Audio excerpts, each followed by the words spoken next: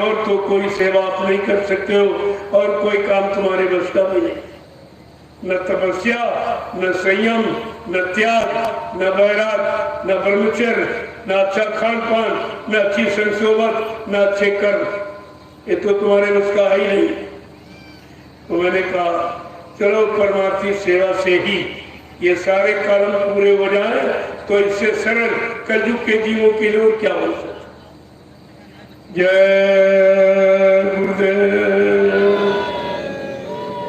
जय गुरुदेव, जय गुरुदेव, जय गुरुदेव, जय गुरुदेव। नाम किसका? प्रभु का प्यारा नाम। जरा खड़े हो जाइए, तो खड़े हो जाओ। देखो खड़े होने का मतलब क्या। अब आपको सच्चे अच्छे काम के लिए खड़े हो। जब खड़े होगे तभी तो चलोगे, और जब चलोगे तभी पहुंचोगे। जब अभी आप खड़े ही नहीं हो, अच्छे सच्चे काम के लिए चलना आपने शुरू नहीं किया है, तो अच्छे सच्चे स्थान पर आप कैसे पहुंचोगे। इस बात का बराबर ध्यान रखिए। इसलिए महापुरुषों ने ये सब कुछ संभाल के रखा और जीवों के लिए सब कुछ संभालने का उन्होंने ऐलान कर दिया, चैलेंज कर दिया, जोर लगा ले अहले जमाने, कब तक जोर लगाएगा जग में जय गुरुदेव का झंडा। आलोचना बुलाई से नहीं, अपने झंडे से कोई पार्टी झंडा गाड़ कर क्या प्रेत आत्मा का झंडा ये सब काम तो प्रभु नाम का है और इनका अपने नाम का, अपनी पार्टी के, अपने मान सम्मान के नाम का। और तुम अभी तक यही नहीं सोच पाए हो तुम्हारा कोई झंडा नहीं। प्रजातंत्र में प्रजा का कोई झंडा नहीं। ये सब लोग अपना बड़ा झंडा पकड़ा देते, तुमने के झंडे को पकड़कर जिंदाबाद मुर्दाबाद बोलते गए, झंडे को पकड़कर जिंदाबाद मुर्दाबाद बोलते रहते हो। तुम्हारा इसीलिए कोई कमी नहीं हो रहा। झंडा अधिकार का प्रतीक। अगर तुम्हारा झंडा बना दिया गया होता, तुम भी अधिकार मांगने के यानी मतलब उम्मीदवार बन जाते, लेकिन तुम्हारा झंडा बनाया ही नहीं और न तुम्हारा कोई संगठन बनाया। और कहते हैं हिंदुस्तान जय जवान जय किसान, और दोनों में परेशान, दोनों परेशान। जवान बेचारा बेरोजगार और किसान टैक्सों से लद गया, महंगाई से लद गया, उठ नहीं पा रहा, चल नहीं पा रहा है, और ये जय जयकार हो रही। ये कौन सी जय है, कौन सी विजय है। लेकिन बाबा जी ने क्या कहा, दूरदर्शी विजय, जय नहीं विजय, विजय सबके लिए और जय केवल अपने लिए। तुम जय और विजय का अर्थ नहीं समझ पाए और तुमको ये बहकाते रहे 70 साल से, और ऐसे तुम जय जयकार हल्ला मचाते रहे और मिला आपको कुछ नहीं। और तुम्हारा कोई संगठन बना और सबने बड़ा संगठन बनाया, सबने बड़ा झंडा बनाया और सबने अधिकार की लड़ाई लड़ाई और तुमको शामिल करके तुम्हारी दुश्मनी वह मनुष्यता बना रही। ये काम और हो रहा। कम से कम परमात्मा ने मानव बुद्धि दी है, अरे कुछ तो पहचानो, कुछ तो अपने मानवीय कर्म को, मानवीय धर्म को कुछ तो आप समझो कि सच्चा मानव कर्म क्या है, सच्चा मानव धर्म क्या है। अभी तक आपको किसी ने नहीं बताया। किसी विद्वान से आप पूछो कि धर्म किसे कहते हैं, तो आपसे कहेगा पूजा करो, पाठ करो, तीर्थ करो, व्रत करो, हवन जब तबियत, गंगा स्नान करो। अरे प्रेमियों, करो माने कर्म और धर्म माने धर्म। जो धारण किया जाए, जीवन में उतारा जाए, कार्य में परिणत किया जाए, उसको धर्म कहते हैं। यानी धर्म माने व्यवस्था। धर्म खराब, व्यवस्था। अच्छे कर्मों से व्यवस्था पनपती है और बुरे कर्मों से व्यवस्था बिगड़ती है, चाहे शरीर की हो, चाहे परिवार की हो, चाहे समाज दुनिया की हो। ये सब बातें आपको समझनी चाहिए। जय गुरुदेव, जय गुरुदेव, जय गुरुदेव।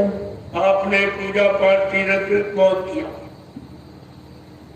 और अभी आपने देखा जहां तुम पूजा पाठ करते थे उन स्थानों को बंद कर दिया, उनमें ताले लगा दिए गए और कोई नहीं बोला, किसी की जबान नहीं खुली कि हिंदुस्तान धार्मिक भूमि है, यहाँ पर भगवान राम ने धर्म के लिए लड़ाई लड़ी, भगवान कृष्ण को धर्म के लिए महाभारत करना पड़ा।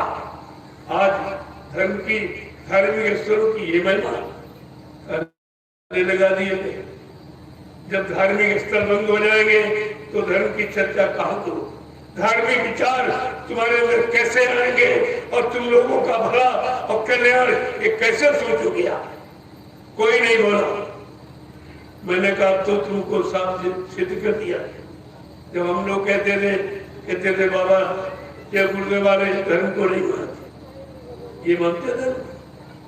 हमने तो कोई आले ताले की बात तो नहीं की कभी, लेकिन ये जरूर बताया कि एक दिन ये सच्चाई और झूठ ये सब आपके सामने खुल जाए, और उन्होंने सब खोल दिया। ताले लगने का मतलब, अगर तुम्हारे घर में, तुम अपने घर में ताला कब लगाते हो? जब घर के सब लोग बाहर चले जाए। घर के अंदर कोई बैठा हो ताला लगाने देगा?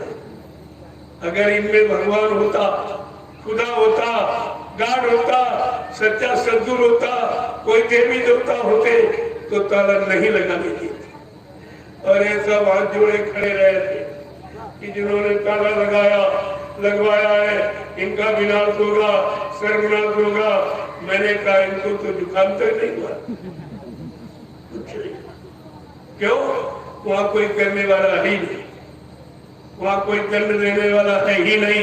और इस बात को तुम 3 युगों से नहीं समझ पाए। इसलिए इस जड़ और चेतन को बताने समझाने के लिए इस कलयुग में सदगुरु को आना पड़ा। नहीं तो ये जीवात्मा काल माया के ये जड़ चेतन यानी मतलब इससे छुटकारा कभी नहीं पाती जड़, इसलिए आए। उनका काम चेतन है। और आपको भी चेतन नाम दिया, आपको जगाया, का जो नाम जगाया जाता, सिद्ध किया जाता, उस नाम से जीवात्मा हो जाती। बाकी सीताराम राधे श्याम चिल्लाते रहे, जीवात्मा हो जाएगी। लाउड स्पीकर लगा के चिल्लाते हो, कुछ नहीं देती।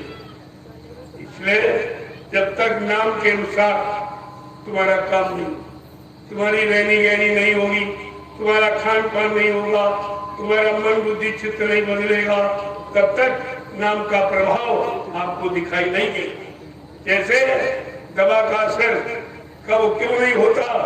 जब तक आप परहेज नहीं करोगे।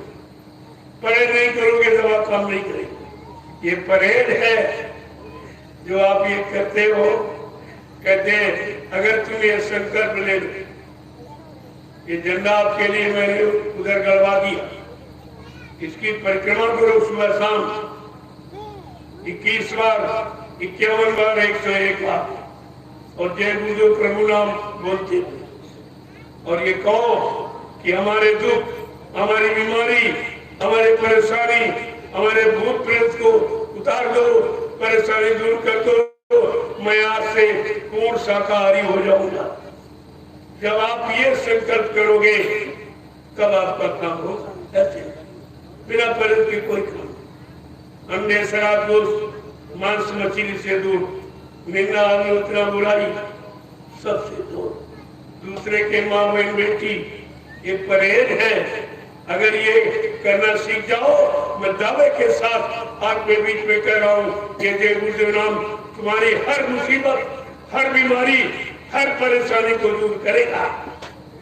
लेकिन परहेज नहीं थे, ऐसे करोड़ों लोग नहीं भागे चले आ रहे। इनको कुछ मिला है मिल रहा है, मिलता रहेगा। ऐसे नहीं आगे क्या इतने आदमियों को कोई प्रधानमंत्री मुख्यमंत्री इतना लालच से क्या निस्वार्थ जंगल में इतने लोगों को बुला सकता? अभी तो कुछ नहीं आए। 15 तारीख की भीड़ देखना। अभी मैंने एक नजारा गुरु पूर्णिमा को आपको दिखाई थी, जब 2.5 लाख की भीड़ थी। यहाँ कहीं पर जगह नहीं दिखाई पड़ रही थी। आप कह रहे बाबा जी के पास बहुत जमीन है। हमने कहा हमारा परिवार देख लो तो 1 4 भी हिस्से में नहीं पड़ेगी। परिवार के हिसाब से जमीन का आंकड़ा मिलाइए। हमको क्या चाहिए? हमारे लिए तो एक झोपड़ी पर्याप्त। क्या मैं तो ये सब तुम्हारे लिए, तुम्हारी व्यवस्था हो जाए ताकि आप सुचारू रूप से बैठ के भजन करें। मेरा एक ही लक्ष्य है, भजन कराना। मेरा दूसरा कोई लक्ष्य है। और ये भजन क्यों नहीं हो रहा? कौन सी अटकलें बात है, विपदाएं पड़ रही, उनको दूर करने का ये मेरा संकल्प है। ये सब दूर हो जाएंगी, आप बिल्कुल निश्चित हो जाओगे, 8 साल निर्मल पवित्र हो जाओगे। तो भजन करने की थोड़ी लगी। वो तो आप औरान जैसे बिजली को आप ऑन करना सीख जाओ तो 1 मिनट का भी खेल नहीं। ये तो प्रकाश, ये तो आर्टिफिशियल है, वो नेचुरल कुदरती, वो कभी बंदे नहीं होती।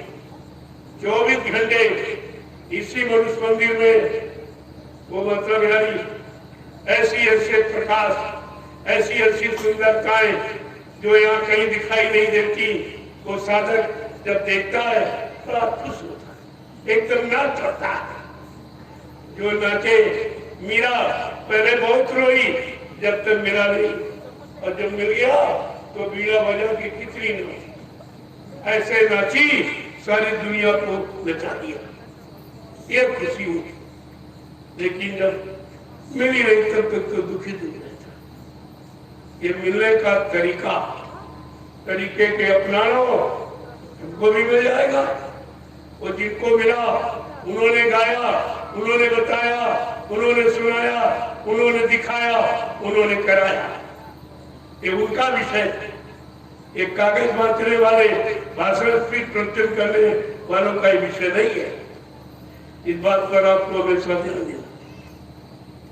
तो मैं आवश्यक सूचना आपको बताने जा रहा हूं। एक तो उत्तर प्रदेश की राजधानी लखनऊ में आपका कोई कार्यालय नहीं था, यानी कोई स्थान नहीं।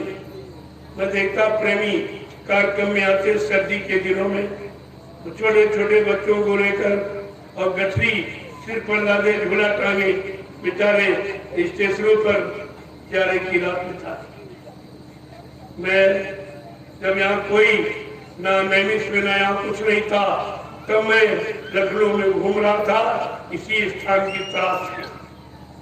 हमको कोई ऐसी जगह नहीं मिल पाई। एक आम का बगीचा मिला, वो भी बाद में हट गया। कहा नहीं भाई सलाह नहीं पड़ रही। तब तक ये गुरु पूर्णिमा कार्यक्रम आ गया। मैंने जहाँ पर आपका वो सतगुरु धाम बना है, उसमें उसी स्थान के आसपास वो जंगल पड़ा था। मैंने वहीं पर गुरु पूर्णिमा का कार्यक्रम छा दिया।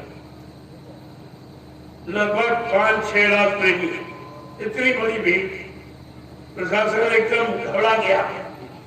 हमने कहा आप चिंता मत करो, ये विषय मेरा है, ये व्यवस्था मेरी है, आपको घबराने की बात नहीं।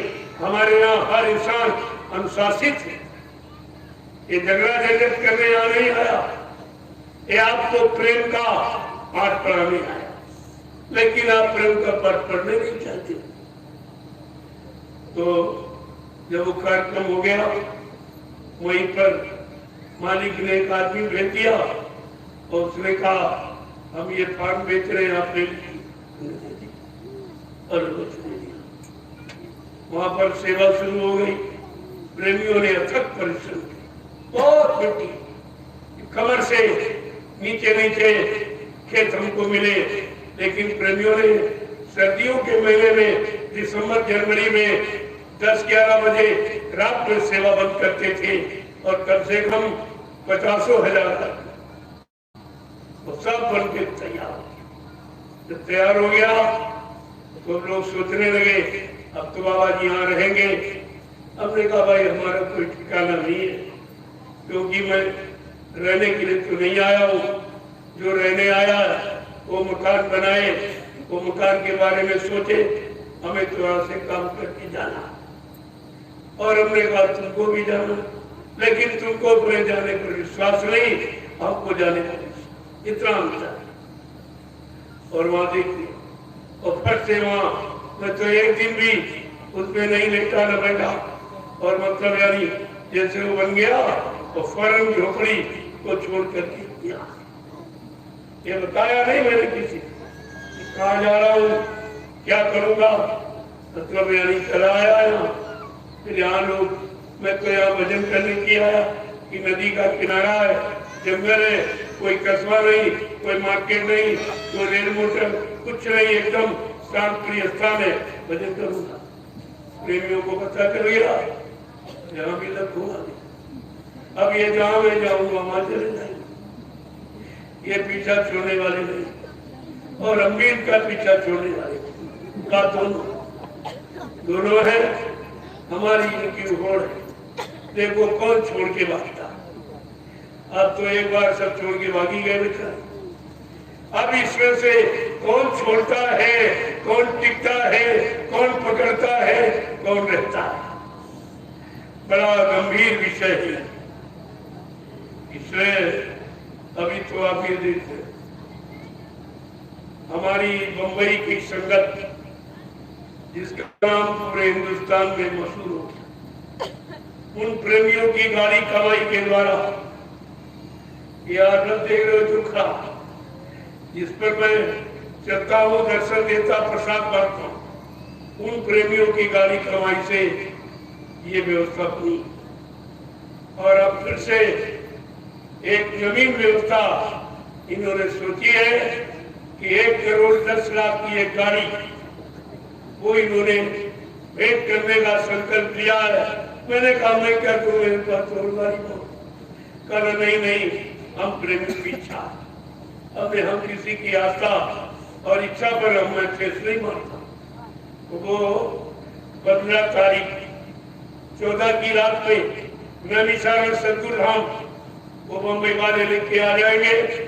वहीं से एक विशाल काफिले का, वहीं से विशाल काफिला एक निकलेगा। मैंने प्रेमियों से कहा है जिनके पास मोटरसाइकिल, वो सब मोटरसाइकिल अपनी लाए, जिनके पास 4 व्हीलर है ले आओ, तुम्हारे वाहनों का सही उद्घाटन हो जाएगा। इससे बड़ा कोई उद्घाटन नहीं। जैसे किसी के पास ट्रैक्टर है, गाड़ी भी ले आओ, उसमें क्या होगा, तुम तो जाएंगे और तुम्हारे सारे कितने पर भी बैठ के चले जाएंगे, आपका एक परमार्थ हो जाएगा। तो एक काफिला सतगुरु धाम से 11 बजे, दिन के 11 बजे प्रस्थान करेगा और नैमिषारण्य होता हुआ मिश्रिक, और मिश्रिक के बाद आगे का रास्ता देखा जाएगा कि कहाँ साफ भीड़ कम है, मतलब यानी क्योंकि काफिला तो बहुत बड़ा, इतनी मोटरसाइकिलें होगी, लोग ही नहीं पाएंगे। यही आपकी सच्ची भक्ति। लोगों ने कहा, हमने कहा तुमसे कहा जाता माला घुमाओ, तो माला तो तुमसे घूमेगी नहीं, लेकिन गाड़ी यानी मतलब मोटरसाइकिल और 4 व्हीलर ट्रैक्टर लेकर तो हमारे पीछे कर सकते हो। अरे इतना काम कर लो, तुम्हारा इसी से काम बन गया। कितना और कितना सरल तुम कराओगे अपने लाभ की, कितना सरल कर दिया, तो उसमें कितने प्रेमी होंगे। हम तो ये कह रहे हैं कि नैमिषारण्य सतगुरु धाम से और रामशाला तक एक ही लाइन, सबकी समझ में आ जाएगा ये सब क्या है, क्यों किया है, इसकी क्या जरूरत है, ये सब आपकी समझ में आ जाएगा। और मैं वहां से नैमिषारण्य मिश्रिक ये सब प्रसाद बांटता हुआ उधर औरंगाबाद में और जितने भी गांव बीच में पड़ेंगे उन गांव में ये सब प्रसाद बांटता हुआ मैं शाम तक यहाँ आ जाऊँ। इतना समय लग जाएगा क्योंकि धीरे धीरे चलेंगे। प्रसाद बांटने में गाड़ी रुकेगी, प्रसाद दिया जाएगा तो समय बीत जाएगा। दूरी कम है लेकिन प्रसाद वितरण के कारण समय आपको ज्यादा ही देना पड़ेगा। तो उस समय का दृश्य कुछ अनोखा जो अनोखा, ये अनोखा दृश्य आपको ये सोचना मतलब यानी ऐसा ये दृश्य है लोग देख के जगह कितने क्विंटल प्रसाद पड़ जाएगा लोग हिसाब नहीं लगा पाए। कितने यानी मतलब लीटर डीजल पेट्रोल तुम्हारा हवन हो जाए। ये सच्चा हवन है जो तुम जीवों को जगाने के लिए ये हवन कर रहे हो और तेल का जो आप यानी कुर्बानी दे रहे हो ये सच्चा हवन है। यही तो आपको सोचना कि कलयुग की व्यवस्था हर युग से अलग कहा नहीं कि ऐसा वो इतिहास कलयुग का अनोखा जो भूते न भविष्यति सतयुग त्रेता द्वापर के लोग अपने अपने युग का इतिहास पढ़ना भूल जाएंगे और ऐसे ऐसे चमत्कार दिखाए जाएंगे कि लोग यानी सतयुग त्रेता द्वापर के इतिहास को हमेशा की रिपोर्ट इतना आप इसको देखिए।